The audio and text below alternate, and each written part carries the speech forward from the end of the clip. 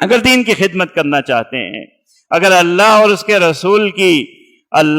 رسول کی رضا چاہتے ہیں تو قربانیوں کا راستہ ہے، اور اگر چاہتے ہیں دین کی حقیقی خدمت کرنی ہے، اگر چاہتے ہیں کہ آپ کا ملک ترقی کرے تو خدا را جاگیے، اپنے ملک میں اہل لوگوں کے ذمے کام لگائیے، نااہل لوگوں کے راستے کی رکاوٹ بنیے۔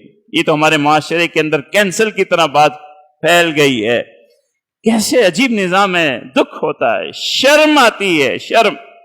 آج اقوام عالم جو دین سے دور ہیں، کلمہ نہیں پڑھنے والے، مگر عدل عمر کا ان کے پاس ہے، فکر حسین کی ان کے پاس ہے، اللہ کے رسول کی بیان کردہ معاشرے کی آزادی ان کے پاس ہے، اور ہم اللہ کے رسول کے کلمہ گو ہیں، دین پڑھنے والے ہیں، بھیڑ بکریوں کی طرح نظام چلا رہے ہیں، بھیڑ بکریوں کی طرح۔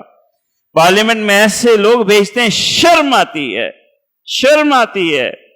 اپنے حاکم ایسے لوگوں کو بنایا ہے کہ شرم آتی ہے، نظام ایسا ہے، شرم آتی ہے، عدلیہ ایسی ہے کہ شرم آتی ہے۔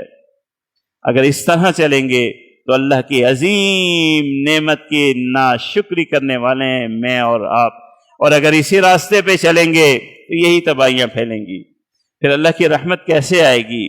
قربانی آپ نہ دیں، آواز آپ نہ بلند کریں، بھیڑ بکریوں کی طرح آپ رہیں، نہ حضرت عمر کا عدل کو اپنائیں، نہ حضرت حسین کی فکر کو اپنائیں، نہ وہ آزادی ہو، نہ وہ عدل ہو، نہ وہ کردار ہو، تو پھر کیسے ترقی آئے گی؟ صرف نام لینے سے کچھ نہیں ہوتا، صرف ماتم کرنے سے کچھ نہیں ہوتا، صرف غم منا لینے سے کچھ نہیں ہوتا۔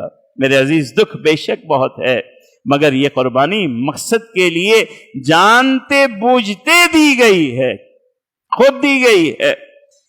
حضرت حسین کو بھی پتا ہے کہ میں قربانی دینے جا رہا ہوں اور دین کے لیے قربانی دینے جا رہا ہوں۔ اللہ تعالی ہمیں حضرت حسین رضی اللہ تعالی عنہ کا جذبہ نصیب کرے، حق بات کہنے والا بنائے، حق کے لیے فکر کرنے والا بنائے، اپنے ملک کے لیے فکر کرنے والا بنائے، اپنے دین کے لیے قربانی دینے والا بنائے۔ وآخر دعوانا ان الحمد للہ رب العالمین۔